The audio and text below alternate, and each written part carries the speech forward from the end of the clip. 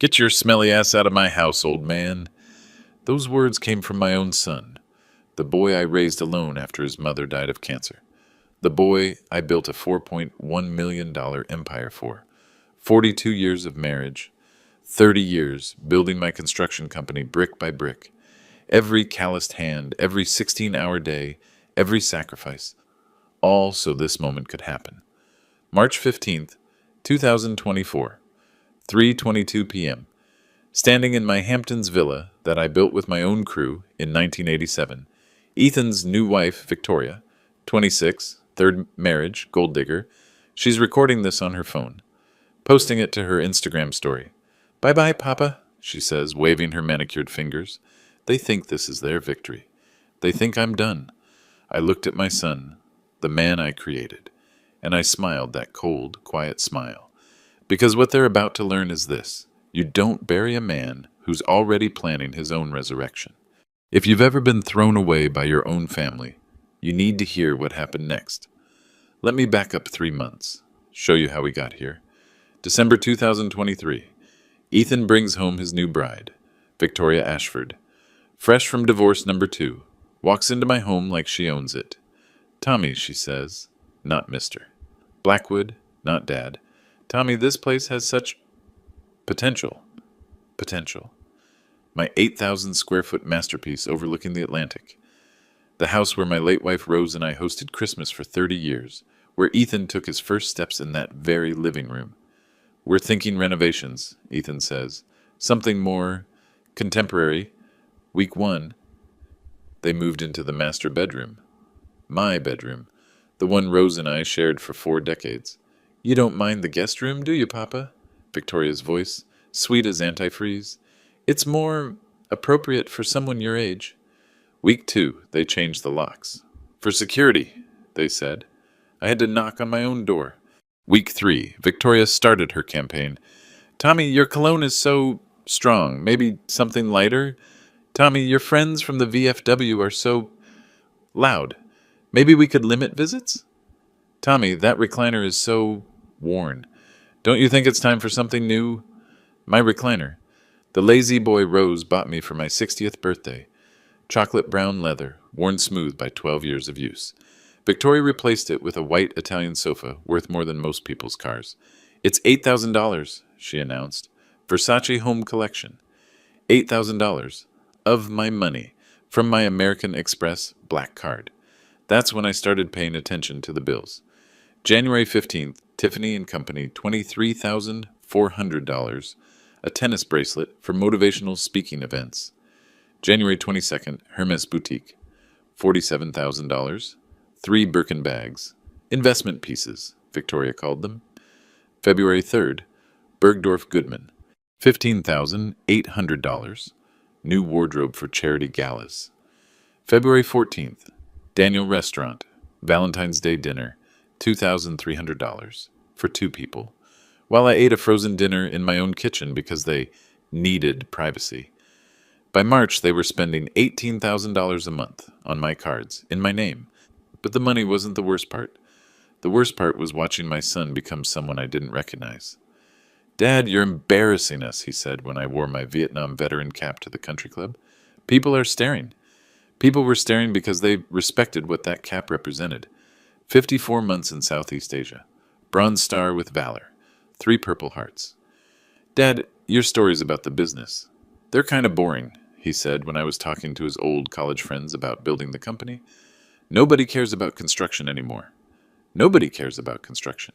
The industry that put him through Harvard. That paid for his wedding. That built the house he was stealing from me. Tommy, Victoria said one evening in February, we've been thinking, this house is really too much for one person. One person. I'd been disappeared, erased. What are you suggesting? I asked. Well, my parents are looking for a place in the Hamptons. And you'd be so much more comfortable somewhere smaller. Maybe a nice assisted living facility? Assisted living.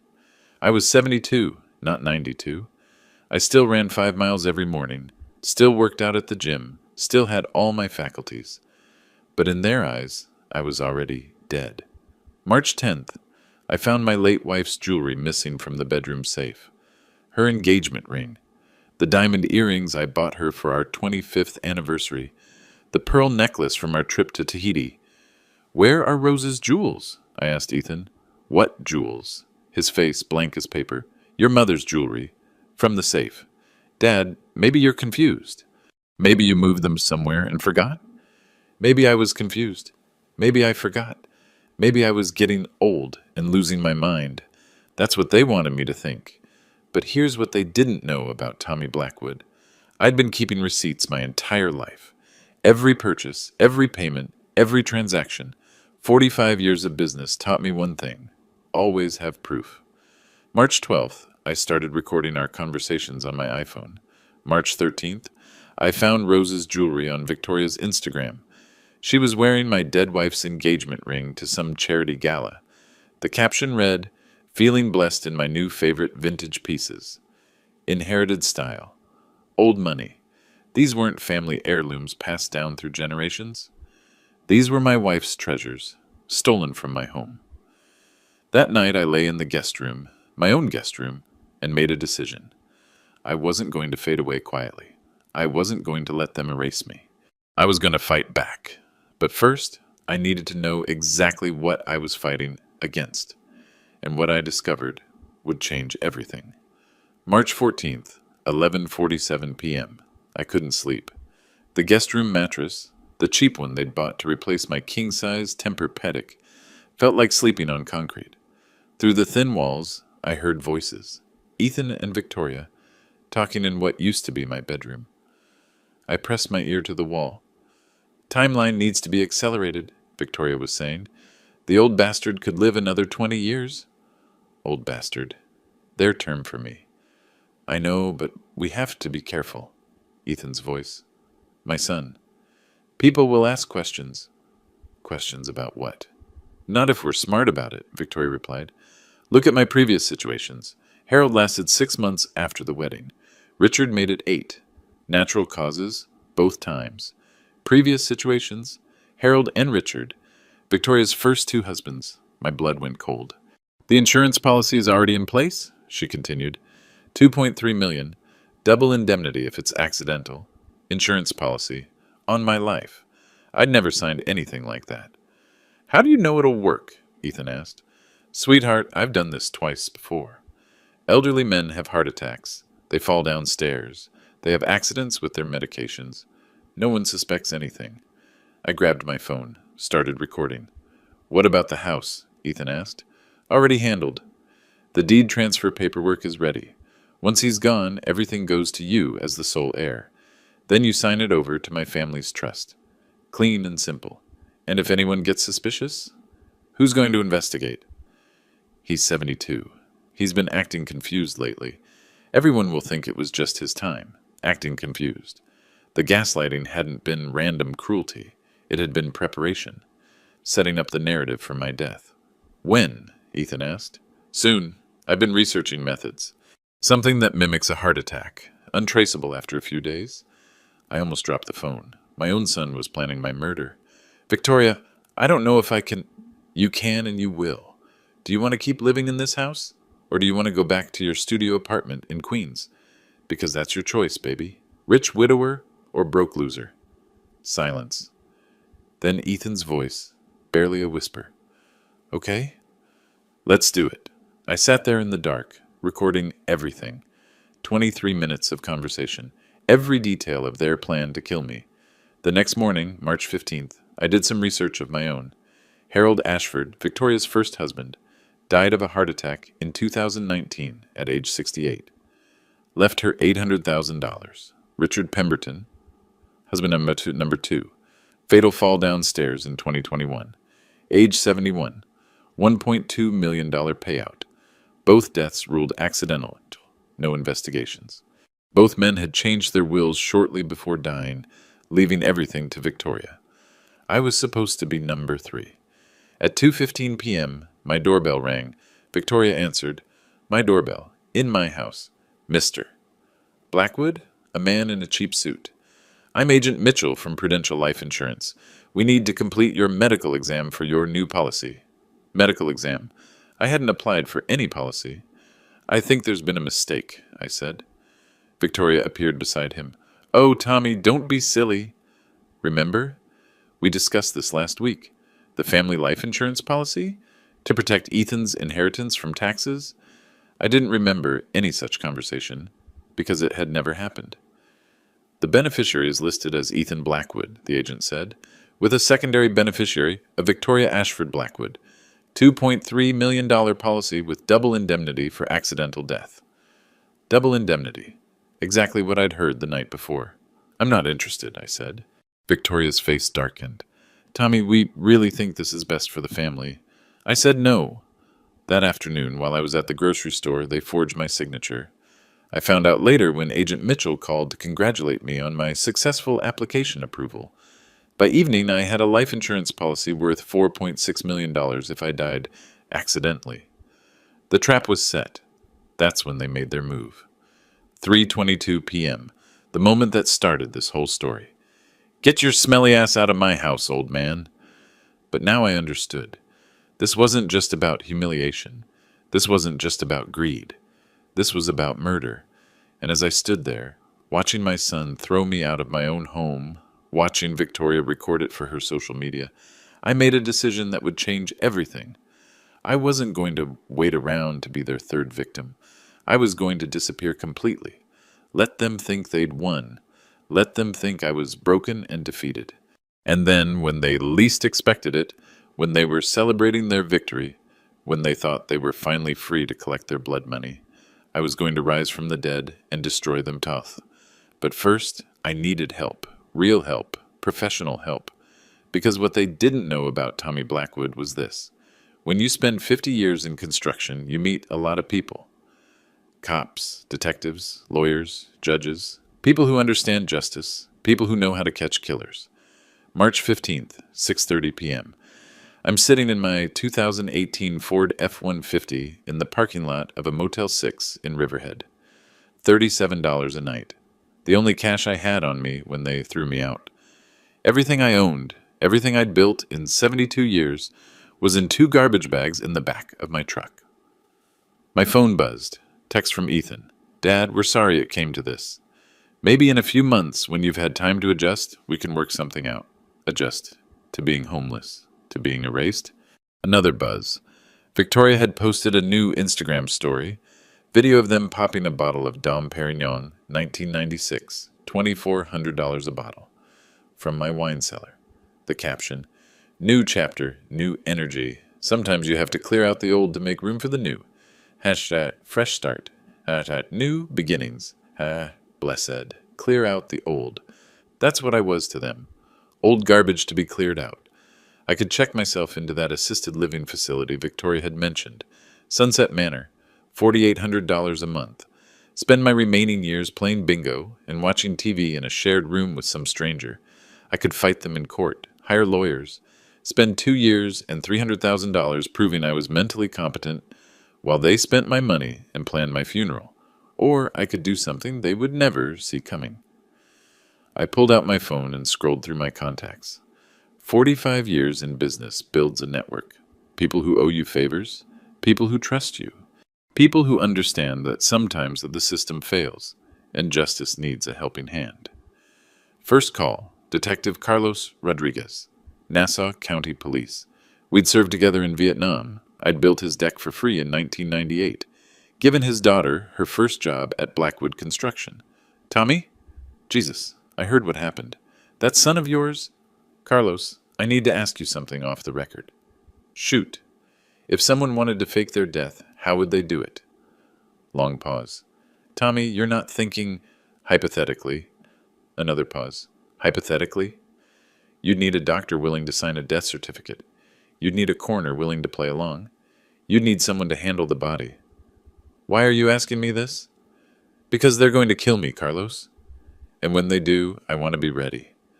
I told him everything, the insurance policy, the previous husbands, the recorded conversation. Holy shit, he whispered.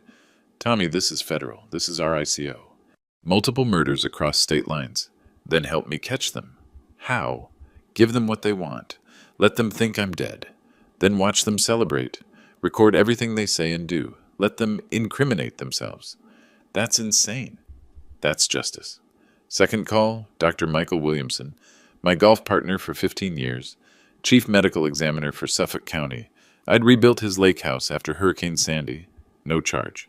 Mike, I need a favor. A big one. Third call, Jimmy Chen, best private investigator on Long Island, former NYPD detective. I'd helped him get his PI license when he left the force. His daughter was getting married next month. I was paying for the wedding. Mr. Blackwood, what can I do for you? I need surveillance equipment, lots of it, and I need your team. How many men? However many it takes to watch two murderers 24/7. When? Starting tonight. By 9 p.m., I had my team assembled. Carlos would provide police support and coordinate with federal authorities when the time came.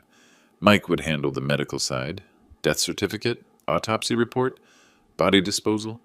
Jimmy would run surveillance and evidence gathering, and I would be the bait. The plan was insane, dangerous, probably illegal, but it was the only way to stop them before they killed someone else, before they found their next victim, before they got away with murder 3 times. I thought about Rose, what she would say if she could see me now. "Tommy," she'd say in that gentle voice of hers, "you never could let an injustice slide." She was right. In 54 years together, I'd never backed down from a fight, never walked away when someone was being wronged, never let bullies win. I wasn't about to start now. At 11:15 p.m., I sent Ethan one final text. "I'm sorry for everything. I just want you to be happy. I love you, son. Let him think I was broken. Let him think I was defeated. Let him think his old man had given up." March 16th, 5 a.m. Jimmy's surveillance van is parked 3 blocks from my house. Former house. Whatever you want to call it. Inside, it looks like something from a spy movie. 47 micro cameras, each no bigger than a shirt button. Audio equipment that can pick up conversations through walls. Recording devices that store everything digitally with timestamps. "Mr. Blackwood," Jimmy says, "are you absolutely sure about this?" I'm watching my son and his wife through a telephoto lens. They're in the kitchen, making breakfast. My kitchen, with food from my refrigerator, paid for with my money. I'm sure, because once we start this, there's no going back. You'll be legally dead. Your bank accounts will be frozen. Your assets will go into probate. That's what I'm counting on. Jimmy nods, pulls out a metal briefcase. 47 cameras. Kitchen, living room, bedrooms, bathrooms, garage, pool area. Every entrance and exit. And motion-activated night vision crystal clear audio. How do we get them inside? Leave that to me. 9:30 a.m., Jimmy's installation team arrives at the house disguised as pest control technicians. Victoria loves posting about their beautiful home, so when Suffolk County Pest Management shows up for their quarterly inspection, she doesn't question it. The team plants cameras everywhere, behind picture frames, inside smoke detectors, under furniture, in light fixtures, places where people forget they could be watched. By noon, we have eyes and ears on everything. The first test came at 12:47 p.m. Ethan and Victoria are in the master bedroom, counting money. Cash. Lots of it. "How much?" Victoria asks. 37,000, Ethan says, from Dad's safe deposit box.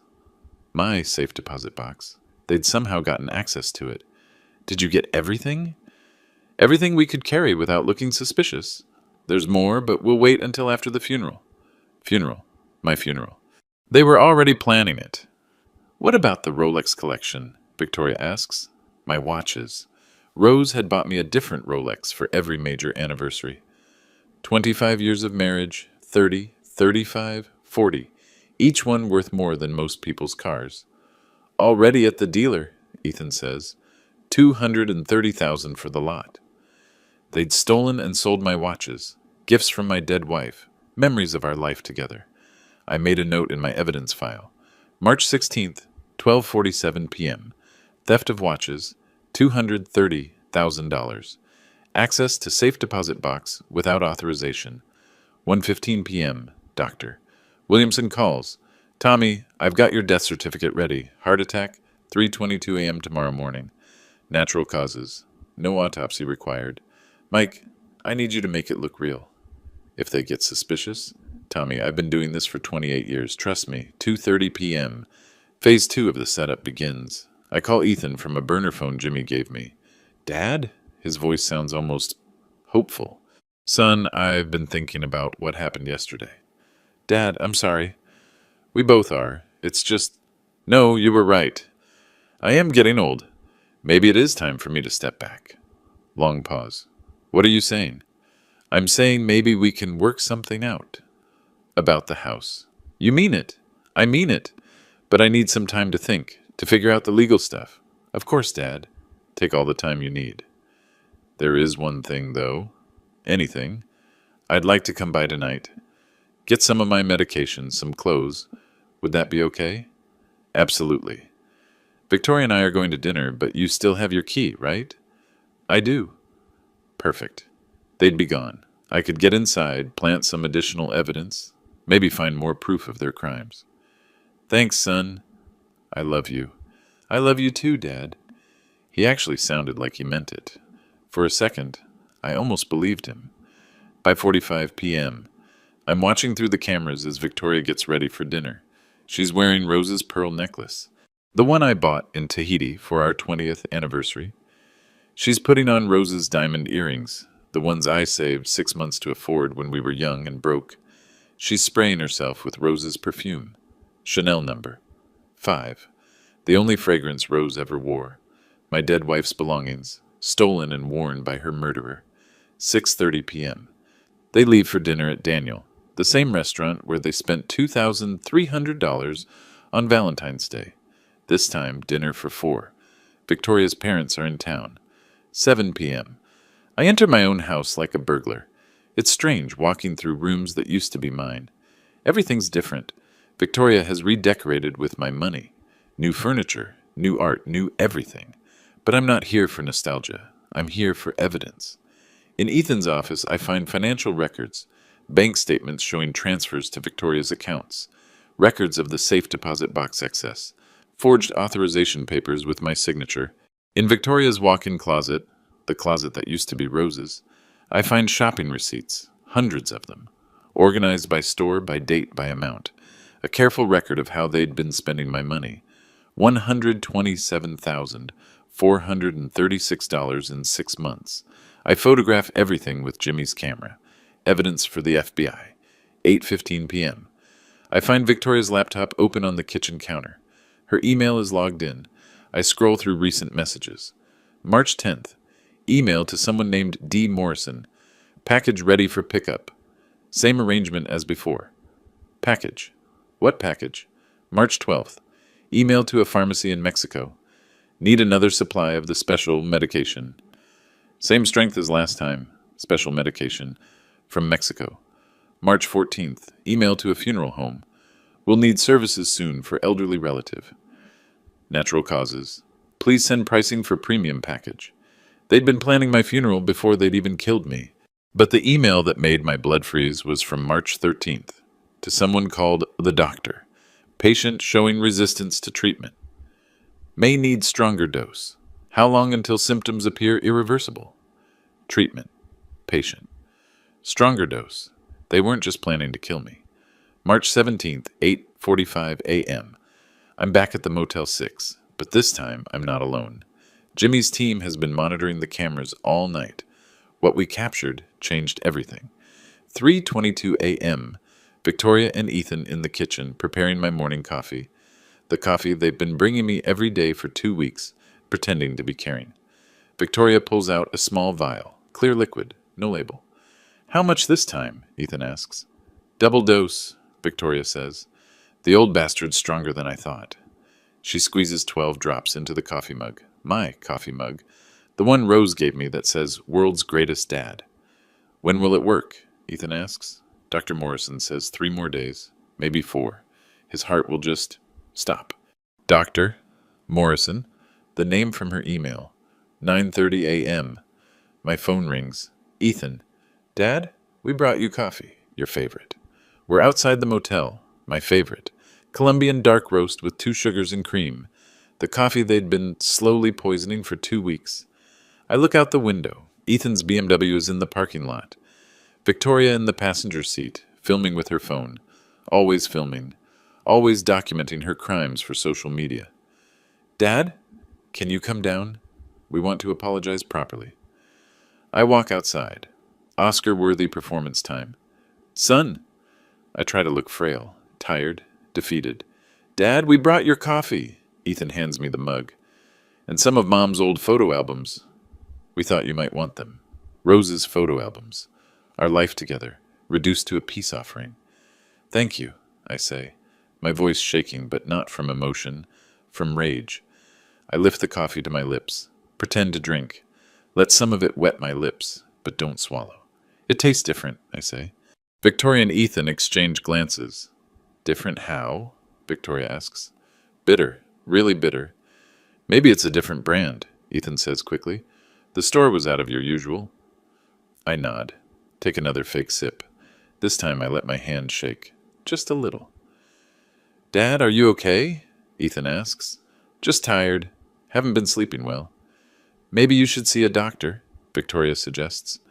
You're looking a little pale, because I was supposed to be dying. Maybe you're right. I hand the mug back to Ethan. I'll finish this later. Thank you for coming by. Of course, Dad. We love you. They drive away, Victoria immediately on her phone, probably texting Dr. Morrison that the dose had been delivered at 15 a.m. Jimmy's chemical analysis confirms what we already knew. Antifreeze, he says. Ethylene glycol, extremely toxic. Mimics heart attack symptoms perfectly. How much? Enough to kill a horse. Mr. Blackwood, you've been drinking poison for 2 weeks? How are you even alive? I haven't been drinking it. I've been dumping it in the sink when they're not looking. Jesus, they think you're dying. I'm dying. Tomorrow morning, 3:22 a.m. natural causes, 11 a.m. The word spreads through the community. Mrs. Henderson from next door calls. Tommy, I heard you were sick. Is there anything I can do? Father Mackenzie from St. Matthew's Episcopal. Tom, I'd like to come visit.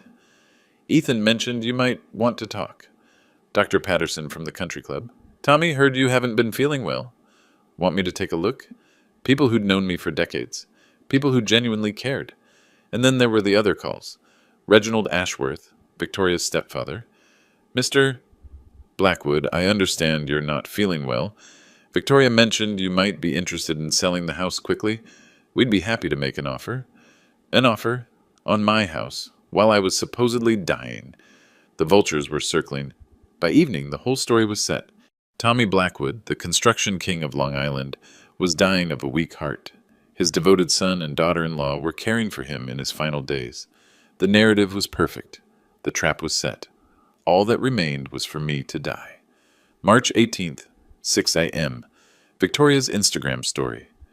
Caring for my beloved father-in-law during this difficult time. Family comes first. #blessed. #family love. #caregiver. The photo shows her holding my hand. Staged. Fake. But her 68,000 followers eat it up. You're such an angel, Victoria. Beautiful inside and out. Your father-in-law is so lucky to have you. Lucky. To be slowly poisoned by a serial killer. But Victoria's making a mistake. A big one. She can't help herself. Can't resist the attention. By noon, she's posted 8 more times. Photos of her preparing nutritious meals for me. Videos of her organizing my medications. Stories about her sleepless nights, caring for a difficult elderly man. She's documenting her own crime. 2:15 p.m. Jimmy shows me screenshots from Victoria's private accounts. The ones she thinks only her close friends can see. 2 more weeks of this old bastard, and then freedom. Hawaii, here we come. #countdown, #almost there, #new life. Posted yesterday at 11:47 p.m. Another one from this morning. When your inheritance comes with an expiration date. Some problems solve themselves. #patience, #gold digger, #sorry not sorry. She's calling herself a gold digger on social media while committing murder. But the post that really gets me is from March 15th, right after they threw me out. Finally got rid of the dead weight. New house, new rules, new life. Some people just don't know when their time is up. #fresh start, #cleanse, #my blessed life dead weight. That's what 50 years of sacrifice meant to her. 3:30 p.m. I make a decision that will change everything. I call Rebecca Martinez, investigative journalist for Newsday, Pulitzer Prize winner. We'd worked together in 2019 when she exposed corruption in the Suffolk County Building Department. Tommy, I heard you were sick. Rebecca, I need your help. Off the record for now. What's going on? How much do you know about Victoria Ashford Blackwood? Your daughter-in-law? Just what everyone knows. Young, beautiful, social media personality. Look up her previous marriages. Harold Ashford, Richard Pemberton. Both died within a year of marrying her. Both left her everything. Long pause. Tommy, what are you saying? I'm saying she's a serial killer, and I'm supposed to be victim number 3. That's a serious accusation. I have proof. Recordings, financial records. And Rebecca? She's documenting everything on social media. 4:45 p.m. Rebecca calls back. Tommy, I did some digging. Harold Ashford died of a heart attack in 2019. No suspicious circumstances. Richard Pemberton fell downstairs in 2021. Accidental death. What about the insurance payouts? Harold left her $800,000. Richard, $1.2 million. Both deaths were investigated and closed. But were they thorough investigations? Silence. I'll keep digging. March 19th, 7:30 a.m. Victoria posts a video of herself making breakfast. Cooking with love for family. Papa Tommy's favorite, scrambled eggs and coffee. Coffee Heart Family. First caregiver, love. In the background, you can clearly see her adding something to my coffee mug. She's so focused on the performance for her followers, she doesn't realize she's filmed herself poisoning me. Jimmy downloads the video before she can delete it. Evidence. 11 a.m. Rebecca calls. Tommy, I found something. Victoria's first husband, Harold, his nephew filed a complaint with Nassau County Police. Said the death was suspicious. The complaint was dismissed, but the nephew kept investigating. What did he find? Harold's will was changed 3 days before he died. His entire estate went to Victoria instead of his family. The nephew has documentation that Harold was acting confused and disoriented in his final weeks. Sound familiar? Very. I'm calling Richard Pemberton's family next. 2:30 p.m. The story starts to come together. Rebecca finds that Richard Pemberton's sister had also filed a complaint. She'd noticed Richard acting strangely before his death, becoming paranoid, losing his memory, having trouble with balance. Classic symptoms of antifreeze poisoning. 4 p.m. Victoria makes her biggest mistake yet. She goes live on Instagram. Day in the life of a caregiver. Taking care of elderly family members is so rewarding, but also so exhausting. Sometimes I wonder how much longer I can keep this up. Caregiver life, that blessed struggle. In the comments, her followers ask how long I've been sick. About 3 weeks now, she says on live video. The doctors say it could be any day now. His heart is just so weak, but we're making him as comfortable as possible. 3 weeks. Exactly when she started poisoning my coffee. Any day now. Because she controls when my heart will give out. She's literally confessing to murder. Letf. To 68,000 people. 6:15 p.m. Rebecca calls with the breakthrough. Tommy, I reached out to a toxicologist who consulted on the Pemberton case. Off the record, he said Richard's blood work showed trace amounts of ethylene glycol, but not enough for a definitive finding. Antifreeze. Exactly. The same substance Jimmy found in your coffee. Tommy, I think we have enough for a story. Not yet. I need you to wait. Wait for what? March 19th, 8 p.m. Jimmy's surveillance headquarters looks like something from CSI. Evidence boards covering every wall. Photos, documents, timelines, financial records. Everything organized, cataloged, ready for federal prosecutors. Mr. Blackwood, Jimmy says, let me show you what we have. He points to the first board. Financial crimes. $127,436 stolen over 6 months. We have every receipt, every credit card statement, every forged document. The math is devastating. Jewelry theft, $230,000, my Rolex collection. Credit card fraud, $127,436, itemized purchases. Safe deposit box.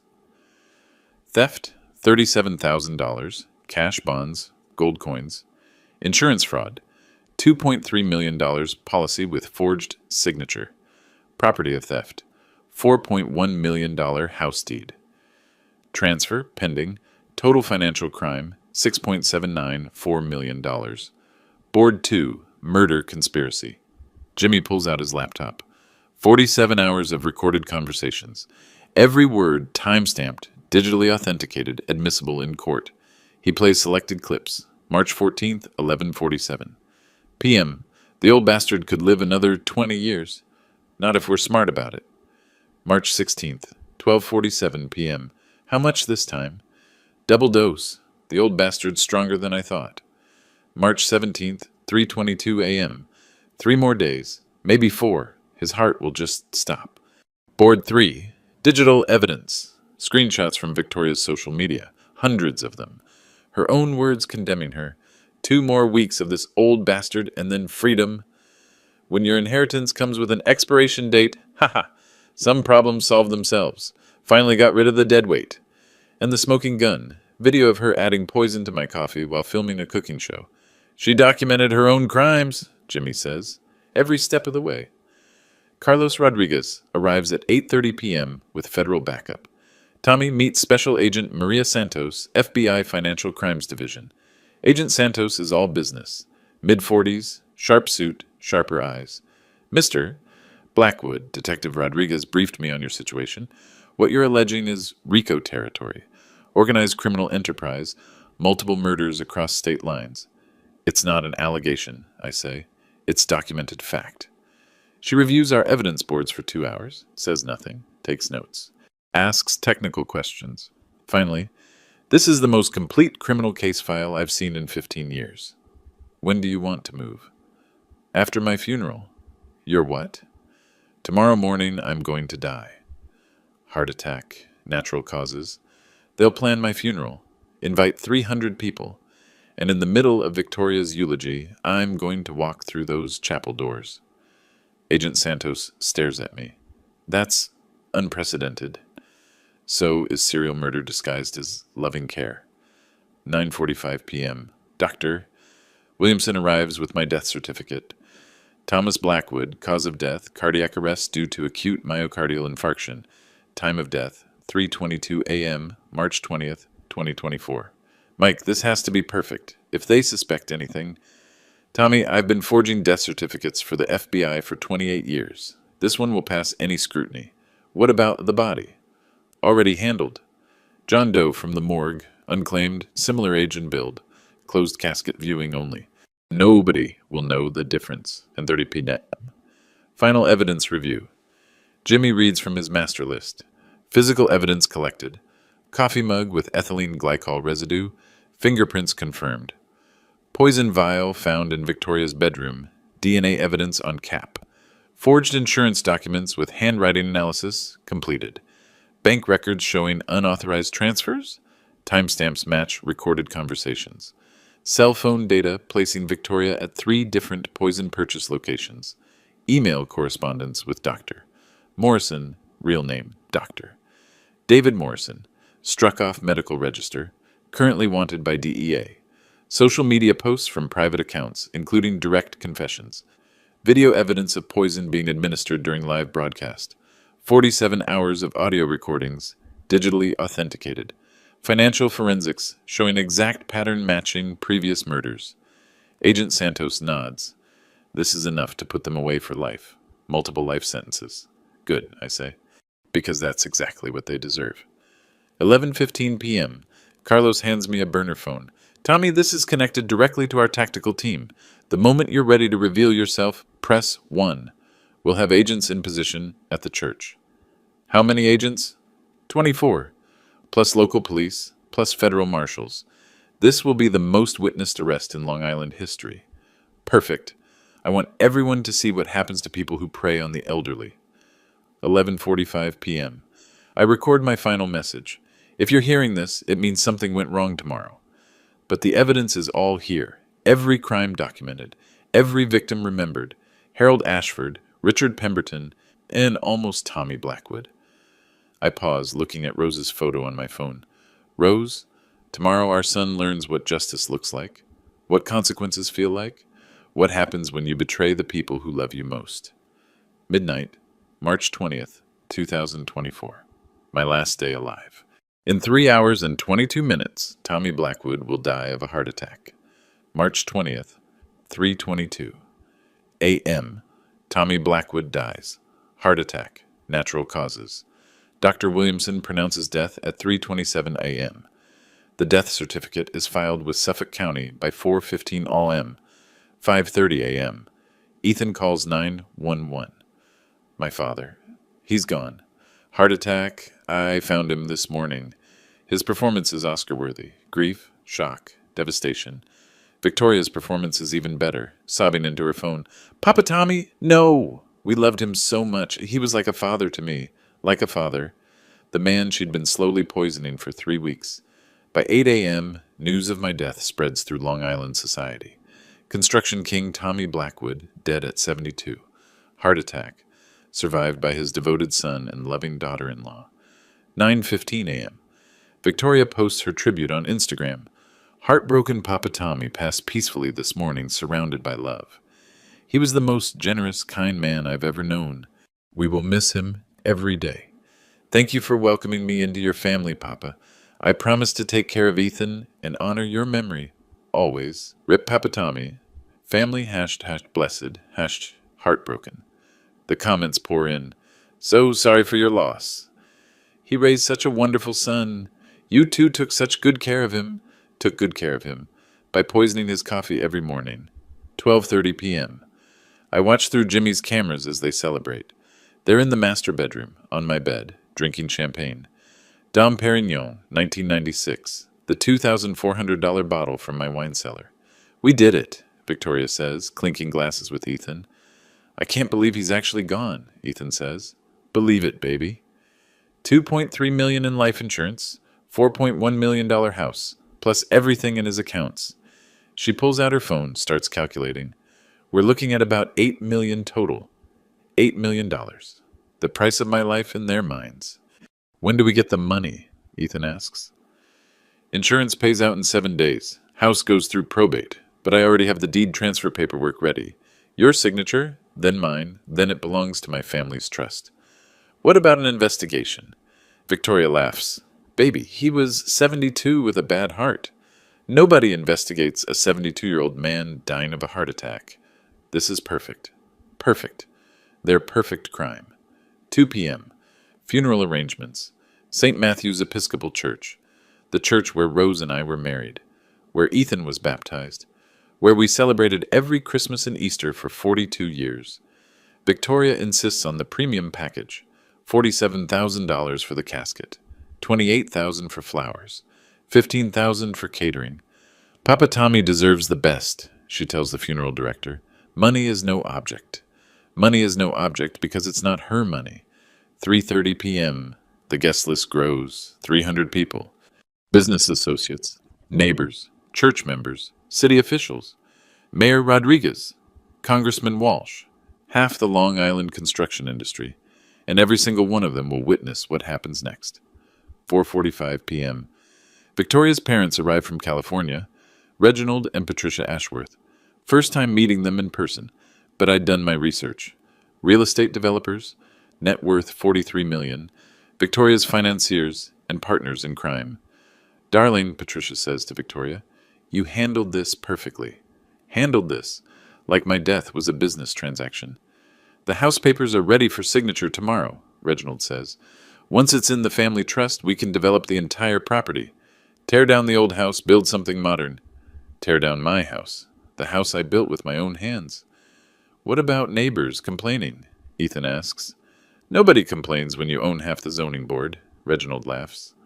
Own half the zoning board. Corruption. Another federal crime to add to the list. March 21st. Funeral day. 8 a.m. Final preparations at St. Matthew's. The church looks beautiful. White roses everywhere. Victoria's touch. Rose would have hated it. She loved yellow roses. My casket sits at the front of the altar. Mahogany with gold handles. Closed casket. Just as Dr. Williamson arranged. Inside lies John Doe, unclaimed vagrant, age 74. Close enough to pass for me if anyone asks questions. 9:30 a.m. I take position in Jimmy's surveillance van parked across from the church. 24 FBI agents are positioned around the building.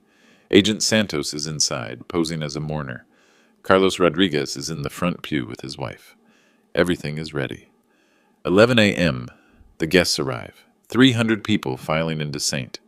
Matthews. Business partners I'd known for decades. Neighbors who'd become friends.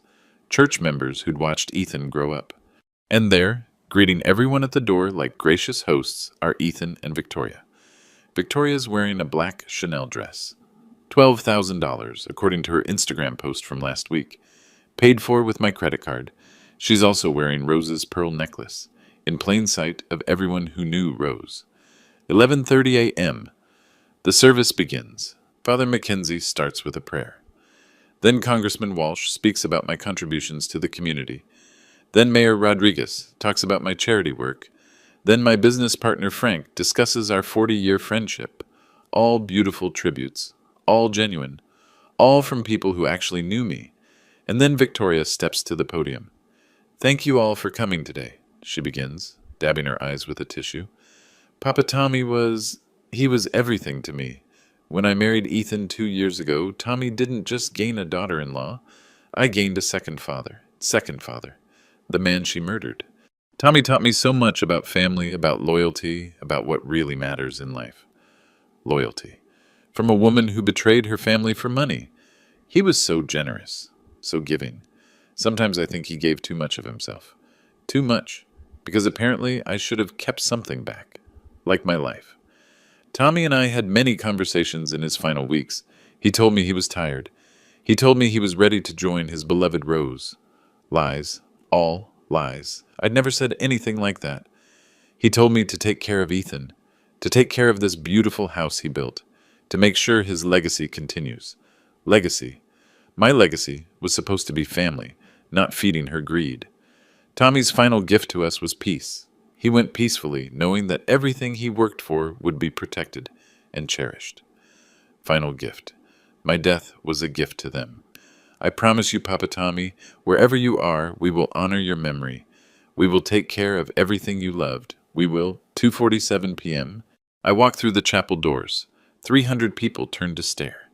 Conversations stop mid-sentence. Someone drops a hymnal. Victoria's voice catches in her throat. She grips the podium, knuckles white. Ethan's face goes sheet white, then green. I walk slowly down the aisle, every step echoing in the silent church, every eye following me. I'm wearing my best suit, the navy blue one Rose bought me for our 40th anniversary, the one Victoria said made me look old-fashioned. I'm carrying a briefcase, evidence, 47 hours of recordings, 47 cameras of video footage, financial records, federal warrants. I reach the front pew and turn to face the congregation. Hello, everyone, I say.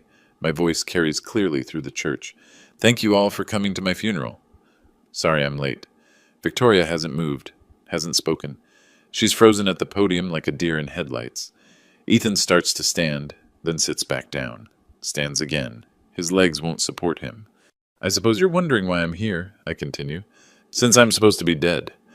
Murmurs from the congregation. Someone calls out, Tommy? Is that really you? It's really me, Frank. And I have a story to tell you. A story about family, about greed, about murder. I turn to look at Victoria. She's shaking now. Tears running down her face, but not from grief, from terror. Victoria collapses, not gracefully, not dramatically. She just crumples behind the podium like a marionette with cut strings. I didn't mean, we never wanted, it wasn't supposed to. She's babbling, confessions spilling out in front of 300 witnesses. Agent Santos stands up from the third pew. FBI, Victoria Ashford Blackwood, you're under arrest for conspiracy to commit murder, insurance fraud, and racketeering. The church erupts. People shouting, standing, trying to see what's happening. Someone's filming with their phone. Good. Let the whole world see. Ethan tries to run. Makes it 3 steps before Detective Rodriguez tackles him in the center aisle. Ethan Blackwood, you're under arrest for conspiracy to commit murder and accessory to fraud. Dad! Ethan screams as they cuff him. Dad, please! I'm your son. I look at him. This man I raised. This stranger wearing my son's face. No, I say quietly. You're not. 6 months later, Victoria gets 25 to life.